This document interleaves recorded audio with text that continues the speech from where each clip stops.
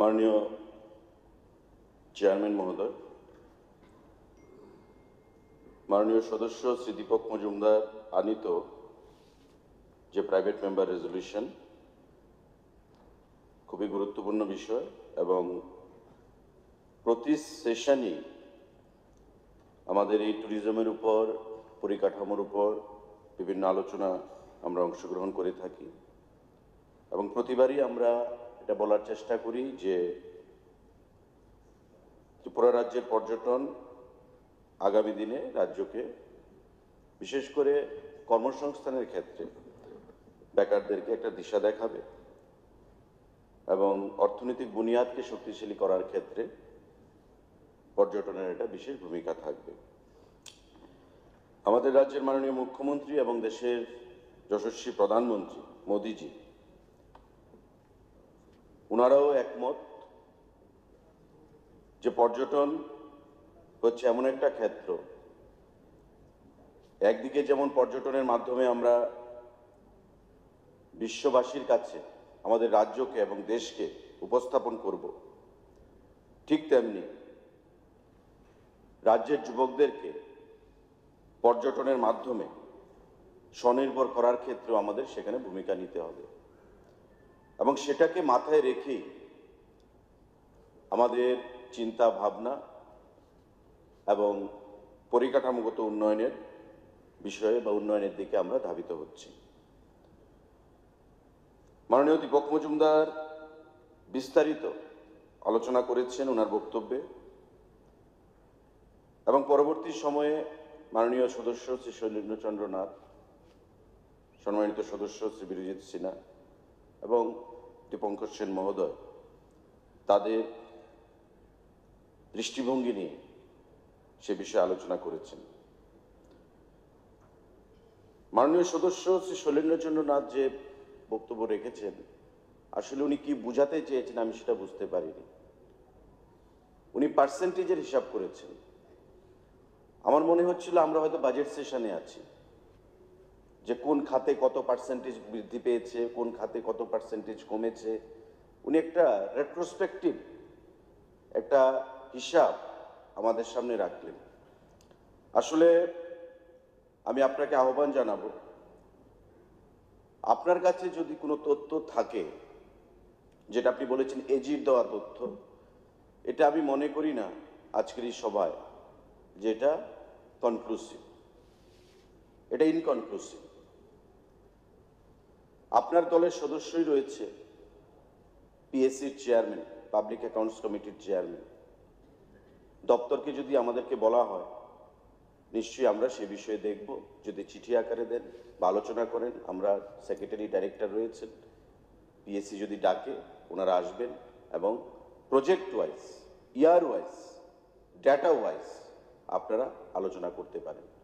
আমি আপনাদেরকে ওয়েলকাম জানাচ্ছি। বীরজিৎ দা বলেছেন, মাননীয় সদস্য বীরজিৎ সিনহা মহোদয়, যে ঊনকোটি একটা পর্যটনের বিশেষ স্থান, তাতে পরিকাঠামোগত উন্নয়নের প্রয়োজনীয়তা রয়েছে। আমি সম্পূর্ণভাবে সহমত পোষণ করি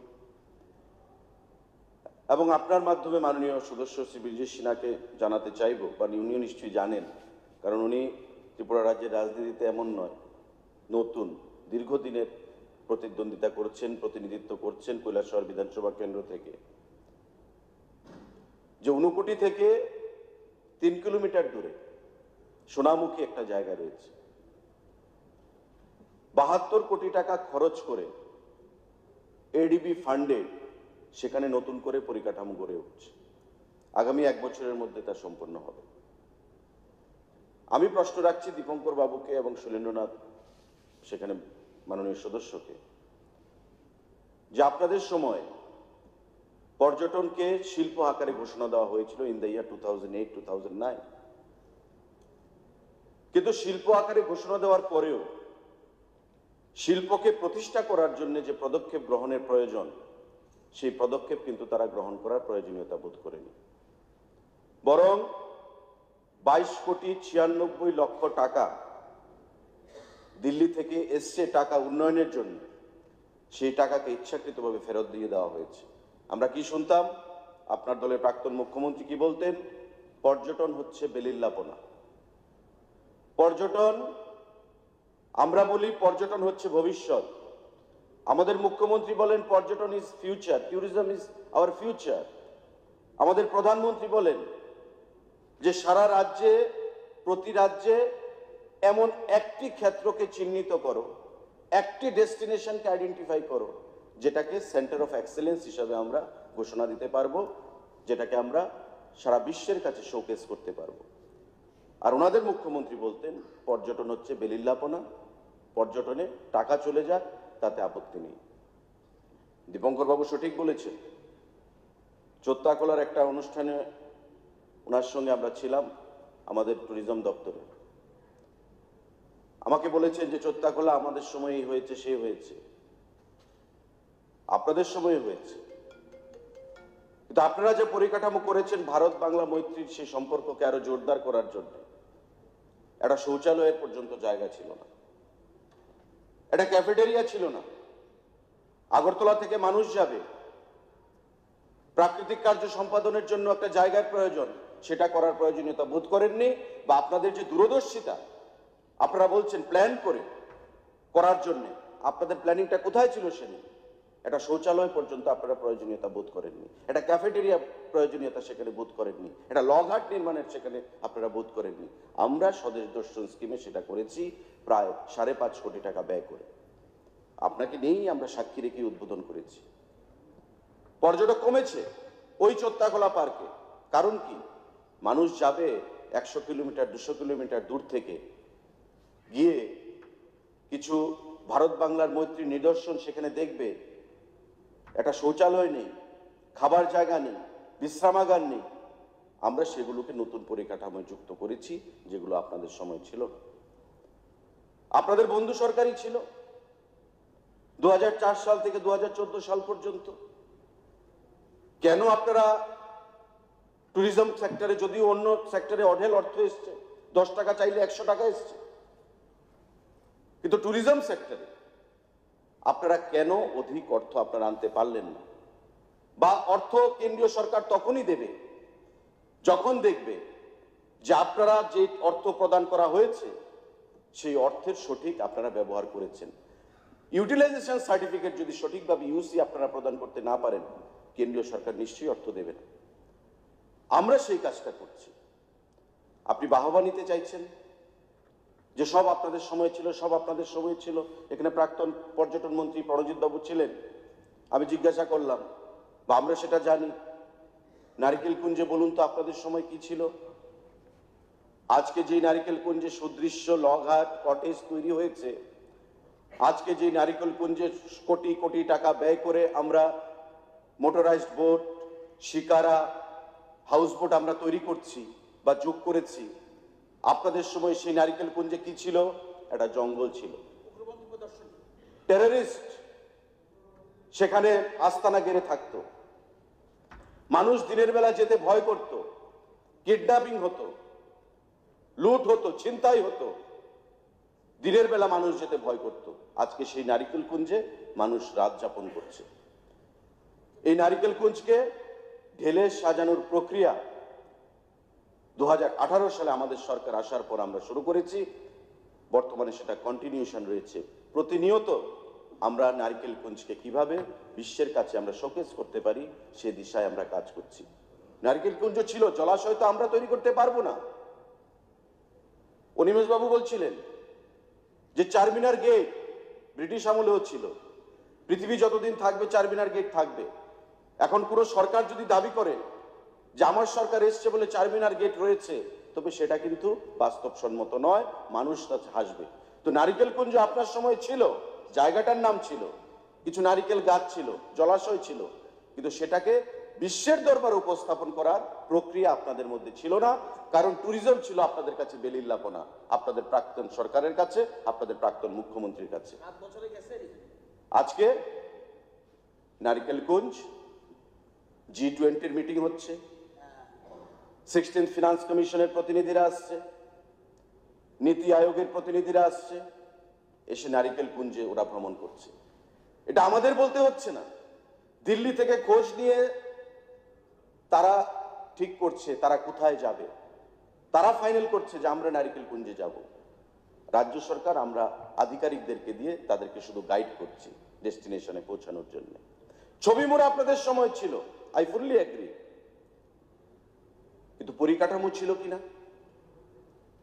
ছবি মোড়ার যে আমরা বলি অ্যামাজন, ত্রিপুরার অ্যামাজন বা ভারতবর্ষের অ্যামাজন, ছবি মোড়া যারাই আসে এসে পরিষ্কার ভাষায় বলে আমরা আবার আসতে চাইব।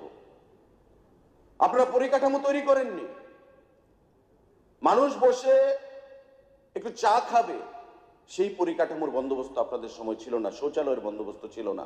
আমরা সেখানে বোটিং সিস্টেম চালু করেছি।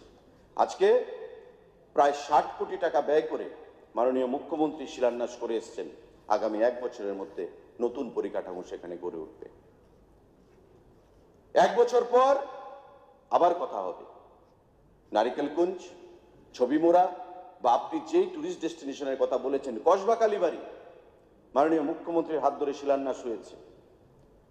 একটা শৌচালয় ছিল না যে আমি আমার পরিবারকে নিয়ে যাব, আমার ছেলে মেয়ে আমার স্ত্রীকে নিয়ে যাব, রেস্ট করার জায়গা ছিল না। আর যেই বিল্ডিংটা আপনারা টুরিস্ট লজ, সেই টুরিস্ট লজ যা অবস্থা ছিল আমি বলে লাভ নেই। আজকে গিয়ে দেখুন 3 স্টার ক্যাটাগরির হোটেলের রূপ পেয়েছে কসবা টুরিস্ট ভিউ লজ। সেখানে সাগরিকা 30,000 টাকা রেভিনিউ আসতো না প্রতি মাসে, নতুন করে কোটি টাকা ব্যয় করে আমরা স্টার ক্যাটাগরির সেখানে সাগরিকা টুরিস্ট লজ বানিয়েছি অমরপুরে।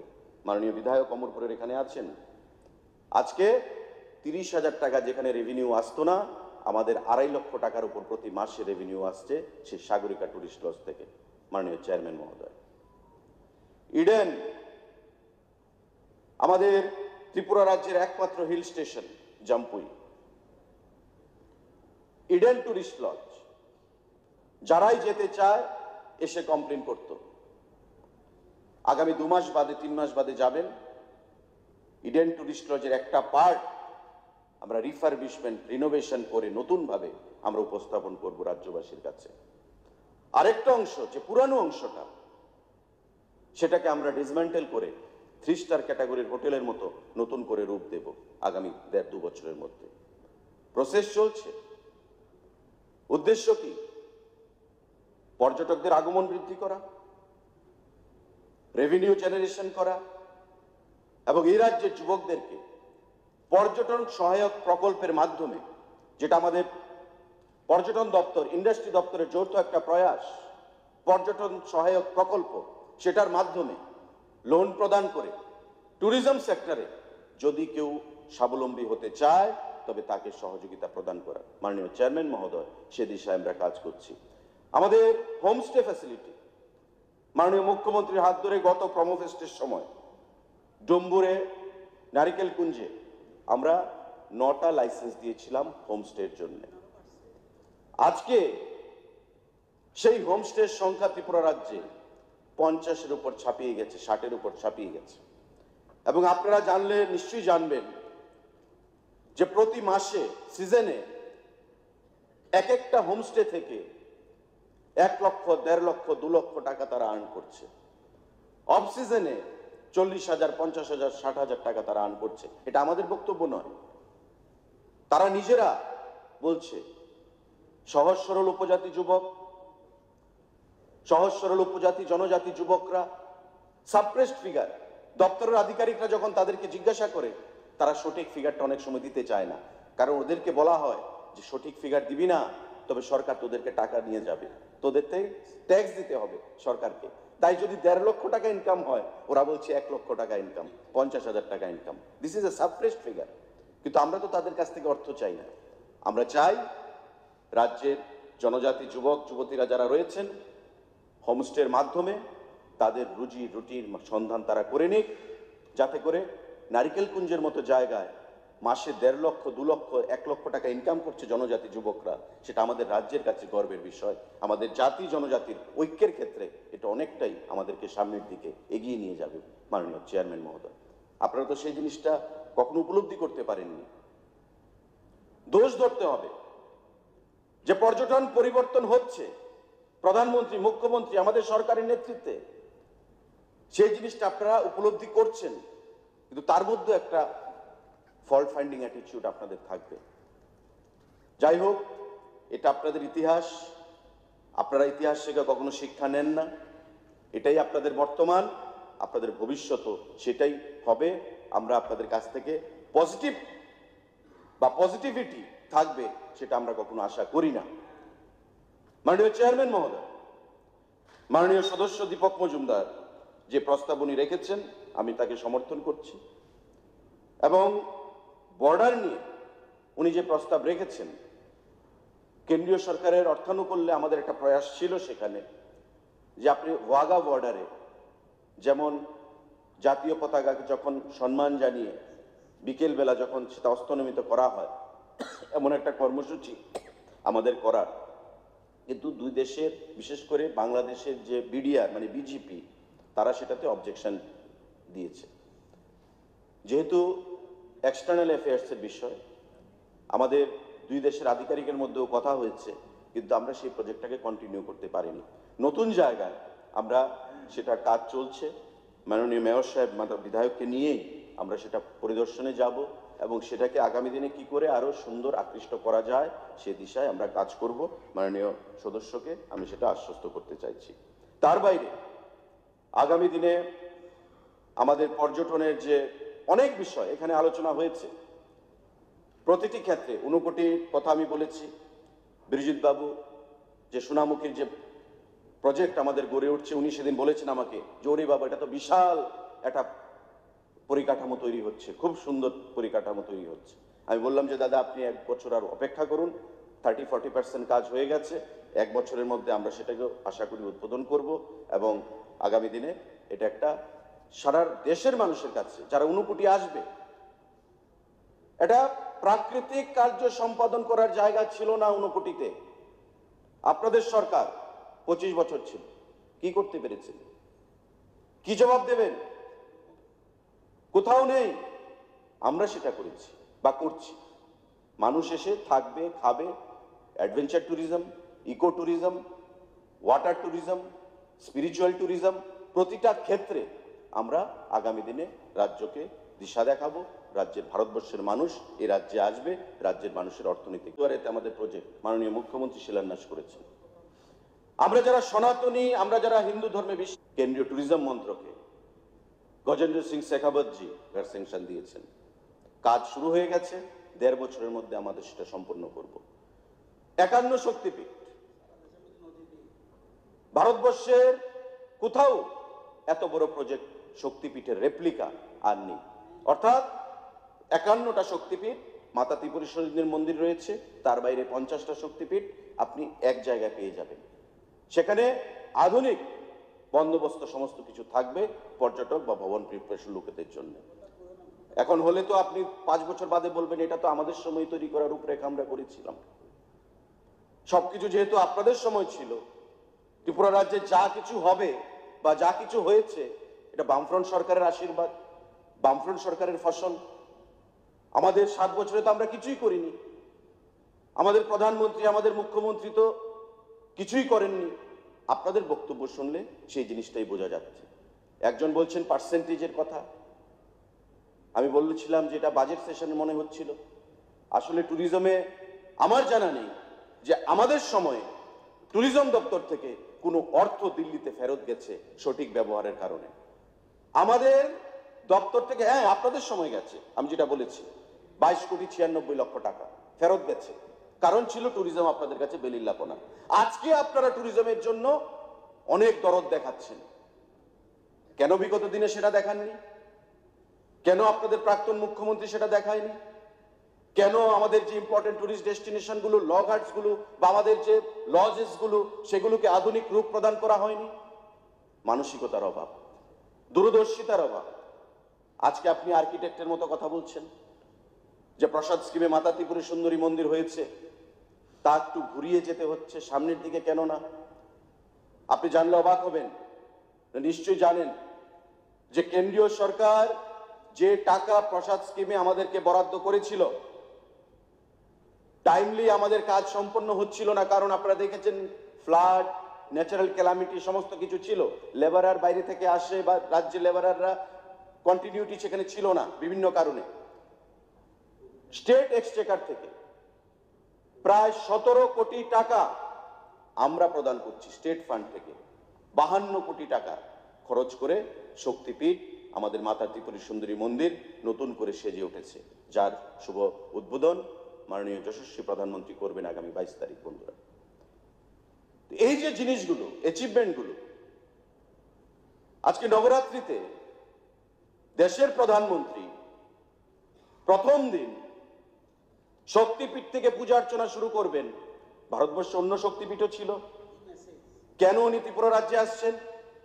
এবং আমি দ্ব্যর্থহীন ভাষায় আমার অভিজ্ঞতা থেকে বলছি মাননীয় চেয়ারম্যান মহোদয়, যে প্রধানমন্ত্রী যে সমস্ত শক্তিপীঠে গেছেন বা যে সমস্ত আমাদের ধর্মীয় স্থলগুলোতে গেছেন, বদ্রীনাথ বলুন, কেদারনাথ বলুন, আমাদের কামাখ্যা বলুন, প্রত্যেকটি ক্ষেত্রে টুরিস্ট ফুটফল ডাবল হয়ে গেছে আগামী দিনগুলোতে। এবং আমাদের বিশ্বাস যে মাতা ত্রিপুরী সুন্দরী মন্দিরে ওনার আসার পর 22 তারিখের পর থেকে আপনি দেখবেন সারা দেশের মানুষ যখন জানবেন যে শক্তিপীঠ মাতা ত্রিপুরী সুন্দরী মন্দিরের নবরাত্রির সূচনা প্রধানমন্ত্রী করেছেন পুজো অর্চনার মাধ্যমে, ভারতবর্ষের অন্যান্য প্রদেশ থেকেও টুরিস্ট ফুটফল ত্রিপুরা রাজ্যের মাতা ত্রিপুরী সুন্দরী মন্দিরে সেখানে বৃদ্ধি পাবে। এবং আগামী দিনে আমাদের ত্রিপুরাবাসী হিসাবে সেটাকে বিশ্বের দরবারে বা ত্রিপুরার পর্যটনকে বিশ্বের দরবারে শোকেস করতে, উপস্থাপন করতে আমাদের অনেকটাই সহযোগিতা লাভ করব আমরা মাননীয় চেয়ারম্যান মহোদয়। তো আজকে এই যে বিষয়বস্তুগুলো, সেগুলো আমি আগেও বলেছি, আজকেও বলছি, 1 বছর 1.5 বছর অপেক্ষা করুক। আমাদের যে আপকামিং যে ট্যুরিস্ট ডেস্টিনেশনসগুলো সেগুলো আসছে, কাজ চলছে। এটা এমন নয় যে রাতারাতি কাজ সম্পাদন হয়ে যাবে। 2 বছর 3 বছরের সেখানে প্রজেক্ট আমাদের শুরু হয়ে গেছে। 2-4 মাস বেশি লাগতে পারে, 2-4 মাস কম লাগতে পারে, কারণ সময়ের উপর সেটা আমাদের নির্ভরশীল হতে হয়, পরিস্থিতির উপর অনেকটাই নির্ভর করে। আপনারা অপেক্ষা করুন। আপনি ওই রাজ্যের মানুষ, আমরাও ওই রাজ্যের মানুষ, যেটাই হবে আমাদের রাজ্যের অ্যাসেট হবে সেটা। এবং আগামী দিনে রাজ্যকে আমরা বিশ্বের দরবারের কাছে তুলে ধরব পর্যটনের নিরিখে। এবং পর্যটন আগামী দিনে আমাদের লাইভলিহুড, অর্থনৈতিক বুনিয়াদ, সেটাকে শক্তিশালী করতে, জিএসডিপি বৃদ্ধি করতে আমাদের অনেকটাই সেখানে সুবিধা আমরা প্রদান করবে। এই কোটি কথা বলে মাননীয় সদস্য দীপক মজুমদার আনিত এই প্রস্তাব আমি সমর্থন করছি এবং আগামী দিনে আমরা সে দিশায় কাজ করব মাননীয় মুখ্যমন্ত্রীর নেতৃত্বে, প্রধানমন্ত্রীর নেতৃত্বে। এই আশা করে আপনারা যে আলোচনাগুলো করেছেন, অনেক কথা আপনারা বলেছেন, সেগুলোকে আমি সমর্থন করতে পারি না বা সমর্থন বা তার বিরোধিতা করে আমি আমার বক্তব্য এখানে সমাপ্ত করছি। নমস্কার, জয় হিন্দ।